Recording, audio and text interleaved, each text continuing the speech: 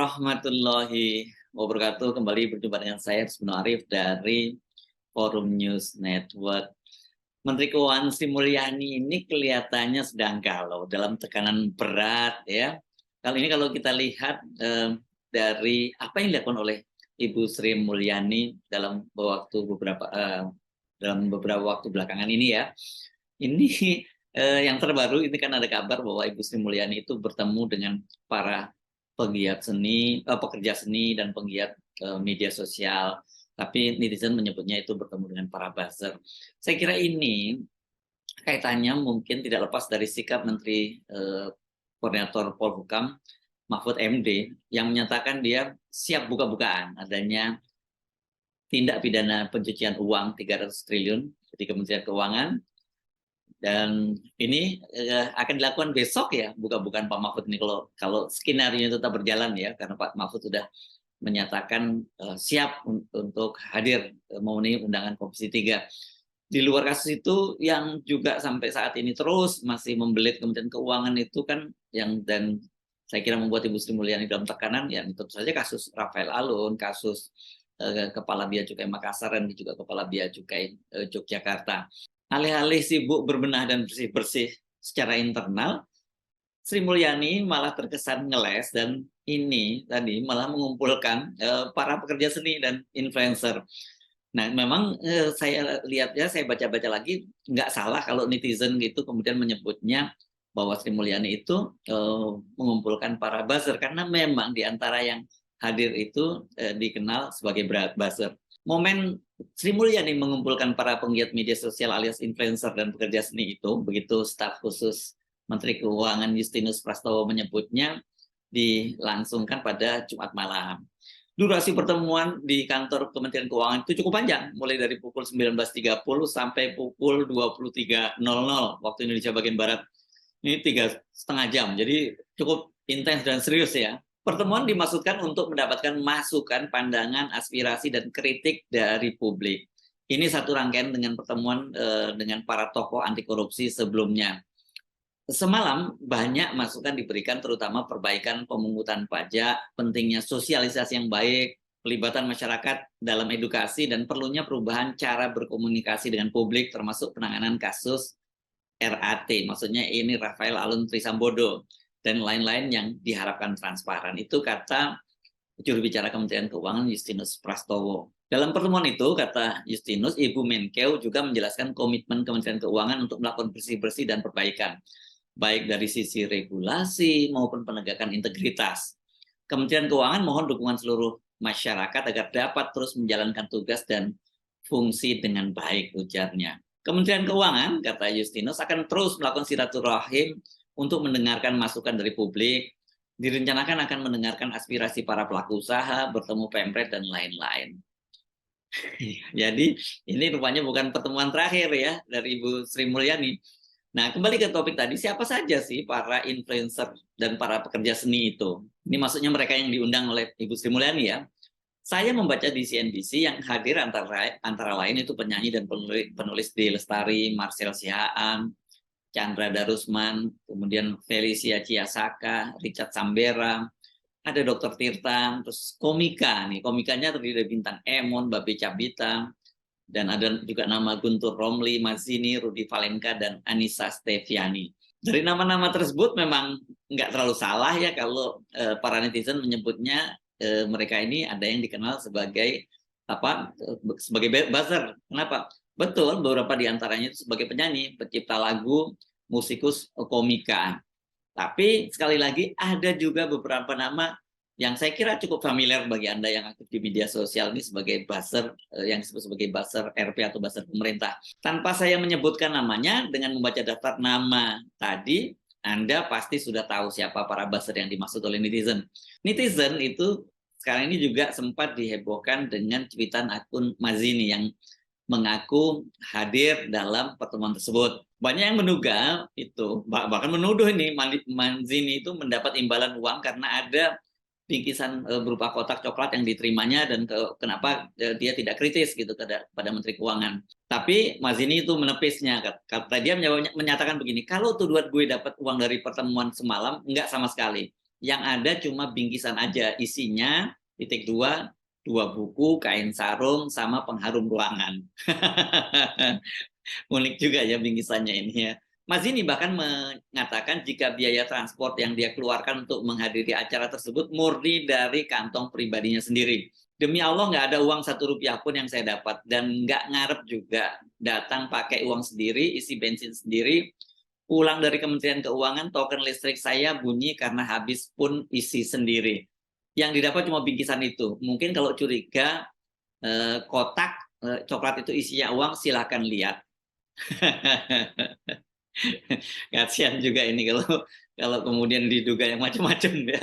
Ya bagaimanapun juga ini kan urusannya dengan Kementerian Keuangan, apalagi kalau urusannya dengan pajak yang dikorupsi aja yang segitu banyaknya, triliunan gitu, miliar, ratusan miliar, kan masa iya sih para netizen yang diundang atau influencer yang diundang itu hanya gratisan begitu saja. Mas ini justru mengaku dia menggunakan, kenapa dia datang ya, dia mau datang kan, dia menggunakan kesempatan pertemuan dengan Sri Mulyani itu untuk menyampaikan beberapa kritik. Ya, misalnya dia soal penanganan krisis kepercayaan publik bisa dihandle dengan menunjukkan pegawai di Kementerian Keuangan yang berintegritas. Mas ini juga menyampaikan agar perawatan dan pengobatan David Ohorela, korban tindak kekerasan Mario David, anak Rafael Alun, jangan menggunakan dana APBN. Nah, pernyataan ini kemudian dibantah oleh pengacara Mario Dandi yang menegaskan bahwa pengobatan David itu ditanggung oleh keluarga Rafael dan sama sekali tidak menggunakan APBN. Dan kemudian Mas Didi menyatakan bahwa ini kesalahpahaman karena kata dia penulisan dia kurang panjang saja gitu ya. Lepas dari kehebohan di media sosial dan benar tidaknya Sri Mulyani itu bagi-bagi uang kepada para buzzer, tentu wajar ya kalau banyak yang bertanya-tanya. Mengapa Ibu Sri Mulyani malah bertemu dengan para pekerja seni, pekerja sosial, bahkan buzzer? Ini kan persoalannya di internalnya dia. Jadi kalau toh para pekerja sosial, bahkan para buzzer itu hanya mengamplifikasi ya apa yang terjadi di Kementerian Keuangan gitu ya. Kalau hulunya tidak dibenahi, ya yang muncul di hilir ya sama saja kan. Air yang kalau hulunya airnya keruh, ya di hilirnya airnya keruh juga. Ini memang nggak salah kalau ada kesan yang ada kesan kuat gitu ya. Sri Mulyani itu mencoba menghindari persoalan utamanya, kemudian mengharapkan dukungan dari para influencer, bukan memperbaiki situasi dan kondisi di internal.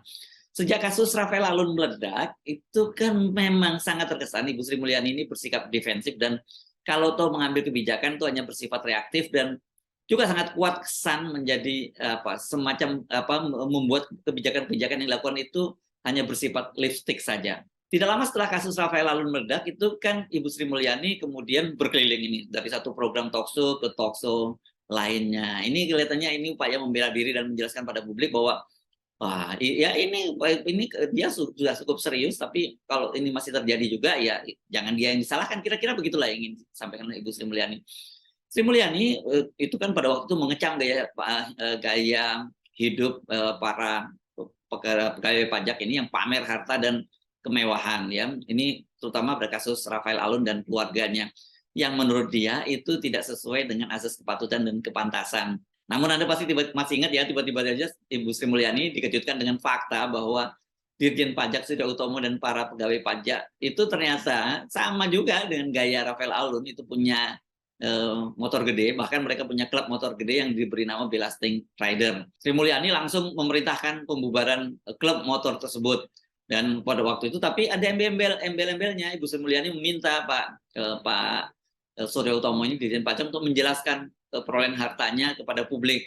Walaupun dia yakin bahwa itu dananya itu adalah dana yang halal, tapi tetap tidak pantas dilakukan itu. Itu kan jadi masih ada nuansa pembelaan ya.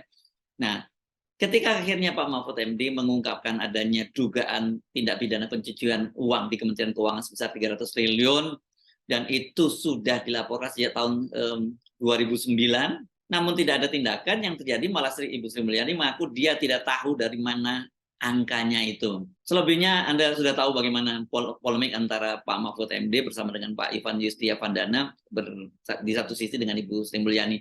Dan yang cukup mengejutkan itu ketika akhirnya ya Pak Ivan itu bertandang ke Kementerian Keuangan, melakukan jumpa pers bersama dengan Irjen Kementerian Keuangan Awan Nurwano dan juga juru bicara Kementerian Keuangan Justinus Prastowo.